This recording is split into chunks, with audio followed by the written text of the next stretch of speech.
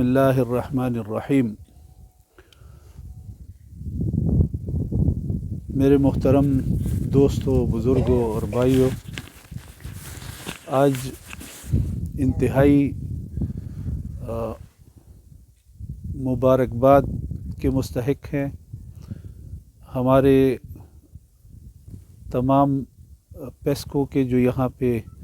Officer آئے ہوئے ہیں یا ان کے باقی ملازمین ہیں جنہوں نے دن رات محنت کر کے آج یہ دو جو فیڈر ہیں اور جو علاقے کی تکلیف تھی اس تکلیف کو اس سپلائی لائن سے انہوں نے دور کر دی ہے۔ تو میں آپ سب لوگوں کو بھی مبارکباد دیتا ہوں اور پیسکو کے تمام ملازمین کو بھی مبارکباد دیتا ہوں کہ آج انہوں نے یہ مکمل کر دیا اور آج ہم نے اس کا افتتاح کر دیا باقاعدہ طور پہ۔ جیسے انہوں نے کہا تقریباً کوئی 4.5 کروڑ کے لگ بھگ یہ فیڈر انہوں نے یہاں پہ یہ بجلی کی فراہمی آپ کو دی ہے، جو کہ علاقے کی تکالیف تھی، علاقے کو بجلی نہیں مل رہی تھی یا لوڈ اس کے اوپر اتنا زیادہ تھا کہ اس کی وجہ سے بھی لوڈ شیڈنگ ہوتی تھی اور آپ کو بجلی کی فراہمی نہیں ہوتی تھی۔ تو یہ علاقے کا پرزور مطالبہ تھا اور اس مطالبے کی بنیاد پر آج ہم یہاں پہ اس کو تکمیل کر کے ہم آپ کے سامنے کھڑے ہیں۔ تو الحمدللہ ہمیں اس پہ شکر ادا کرنا چاہیے اور ہمیں آگے تکودو کرنی چاہیے کہ ہم علاقے کے مسائل کو کس طریقے سے حل کر سکتے ہیں۔ ایک بات ضرور اس وقت میں کہنا چاہوں گا کہ آپ نے دیکھا تقریباً کوئی 4 سالہ دور جو پی ٹی آئی کا گزرا اور انہوں نے تمام منصوبہ جات کو بشمول میں سی پیک کے منصوبے کی بات کروں گا کہ ہم نے اس علاقے کو، اس ڈی آئی خان کے اس پورے خطے کو ہم نے ترقی دینی تھی، اور جس طرح سی پیک کا منصوبہ آیا تھا اور وہ بنیادی طور پر تو وہ پورے پاکستان کے لیے ایک تبدیلی کا آغاز تھا، لیکن ہمارے ڈی آئی خان کے لیے ایک بہت بڑا منصوبہ تھا جس سے ہم نے اس پورے خطے کو، اس پورے ڈیرہ اسماعیل خان کے خطے کو ایک تجارتی ہب بنانا تھا اور یہ ایک مرکزیت جو ہے اس علاقے کو حاصل ہوتی اور یہ علاقہ کاروباری لحاظ سے بھی ترقی کرتا ہوا آپ کو نظر آتا۔ اس میں اکنامک زون بننے تھے اور آپ کا یہ جو درابن، یہاں پہ یہ جو درابن خرد ہے، اس علاقے میں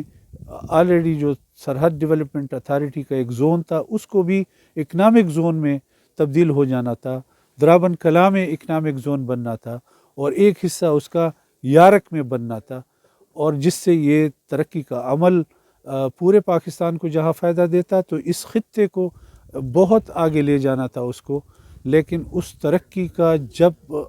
2018 میں ان کی حکومت آئی تو وہ ترقی کا سارا دور جو ہے وہ رک گیا، اس تمام منصوبہ جات پہ ایک چادر سی چڑھا دی گئی تھی کہ اس نے آگے نہیں چلنا۔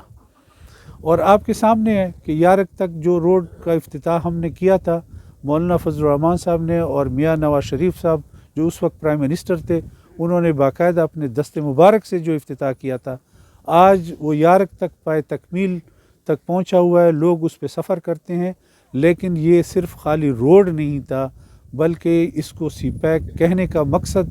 یہ تھا، اور یہ تقریباً مختلف جو یہاں پہ پروجیکٹ تھے اس کو پائے تکمیل تک پہنچانے کے لیے اس سے پیک روڈ کو استعمال کرنا۔ اس کے ساتھ ایل این جی کا ایک پائپ لائن آنی تھی، اس کے ساتھ جو ہے آپٹیکل فائبر آنا تھا، اس کے ساتھ ریلوے ٹریک آنا تھا، اس کے ساتھ اور مزید جو منصوبے تھے، جو مختلف پروجیکٹ تھے، اور اکنامک زون تھا اس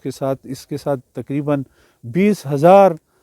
میگا واٹ کی بجلی کا اٹھانے کی صلاحیت رکھنے والی ٹرانسمیشن لائن تھی، جو یہ ساری چیزیں اس کے ساتھ مکمل ہونی تھی کیونکہ اس سے اکنامک زون چلنے تھے۔ لیکن یہ سارے کے سارے منصوبے رہ گئے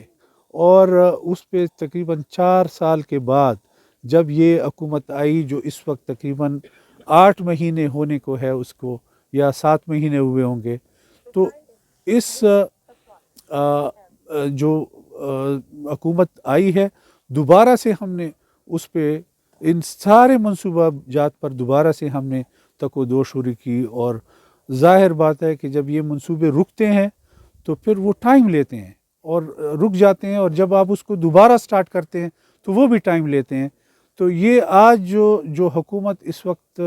مرکزی حکومت اس وقت موجود ہے، اس مرکزی حکومت نے پھر اس پہ اور مولانا فضل الرحمان صاحب کے بھرپور مطالبات پر یہ دوبارہ یہ سارے پروجیکٹ سٹارٹ ہوئے، اور آہستہ آہستہ اس پہ کام چلتے چلتے آج پھر ہم اس جگہ پہ پہنچ گئے کہ جہاں ہم نے پرائم منسٹر کو ڈیرہ اسماعیل خان کی سرزمین پہ بلایا اور ان سے وہ تمام افتتاح ہم نے کروائے، جس سے سی پیک کا روٹ آگے جو درابن کلاں تک جانا تھا اور وہاں پہ انٹرچینج بننا تھا، روب روڈ سے اس کو کنیکٹ کرنا تھا، تو اس کا تقریباً کوئی 9 ارب روپے کا یہ پروجیکٹ 50 کلومیٹر 50 یا 55 کلومیٹر ہوگا، اس کا ٹینڈر بھی ہو گیا ہے، اور اب جو ہے اس پہ جو کمپنی ہے بلکہ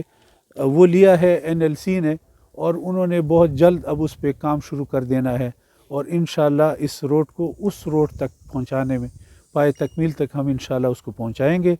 اور ڈیرہ کے مختلف روڈ، ہمارا یہ جو پروا والا روڈ ہے یہ بہت زیادہ خراب ہے، جس کی وجہ سے تمام عوام کو تکلیف ہے، اور میں جب خود بھی جاتا ہوں اس اپنے حلقے میں تو ظاہر ہے کہ تکلیف اٹھانی پڑتی ہے، وہاں تک پہنچنے میں تکلیف ہوتی ہے۔ تو اب اس کا بھی ابھی انشاءاللہ ٹینڈر ہونے والا ہے، اور اس روڈ کو بھی انشاءاللہ بہت جلد ہم اس پہ کام شروع کر رہے ہیں، اور اس کا افتتاحی پروگرام انشاءاللہ ہوگا کہ ہم اس روڈ کو واپس بنائیں۔ اور پھر ابھی اتنا ٹائم تو نہیں ہے کہ آگے چونکہ الیکشن آنے والا ہے، عمران خان کی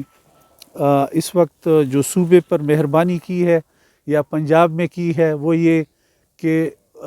ہمارے منتخب اسمبلیوں کو انہوں نے ختم کر دیا، اور وقت سے پہلے اس کو ختم کر دیا، اور سب سے افسوسناک بات یہ ہے کہ KP کی اسمبلی جس میں ان کو 2/3 اکثریت حاصل تھی، جہاں پہ ان کو کوئی جواز نہیں بنتا کہ وہ اس اسمبلی کو ختم کرے، کس بنیاد پہ ختم کی؟ آپ کو لوگوں نے ووٹ دیا، 2/3 اکثریت آپ نے حاصل کی، 2/3 اکثریت کی بنیاد پہ آپ نے حکومت بنائی، اور پھر اس کو آپ نے توڑ دیا۔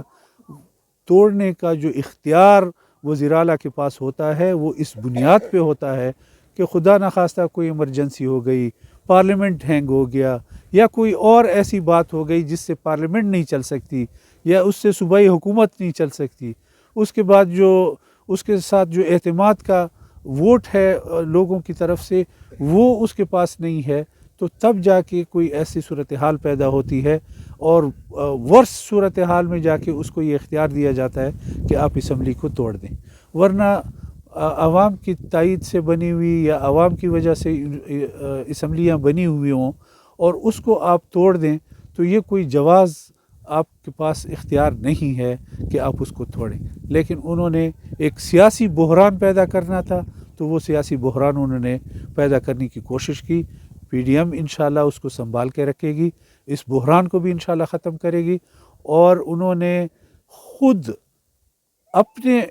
سربراہی میں تمام صوبوں کے درمیان انہوں نے یہ فیصلہ کیا تھا کہ اگلا الیکشن نئے مردم شماری اور نئے حلقہ بندیوں کی بنیاد پہ ہوگا، لیکن اس نے اپنے فیصلے پر اس کی پابندی بھی انہوں نے نہیں کی، اور وقت سے پہلے اس اسمبلیوں کو توڑ دیا تاکہ وہ جاتی ایک ٹائم تک اب مردم شماری شروع ہو چکی ہے، اور حلقہ بندیاں جو مردم شماری کے بعد میں حلقہ بندیاں ہونی ہے دوبارہ نئے سرے سے، تو اس وقت تک اس کو رہنے نہیں دیا اور ایک بحران پیدا کرنے کی کوشش کی، اور پھر آئینی بحران بھی ساتھ میں کہ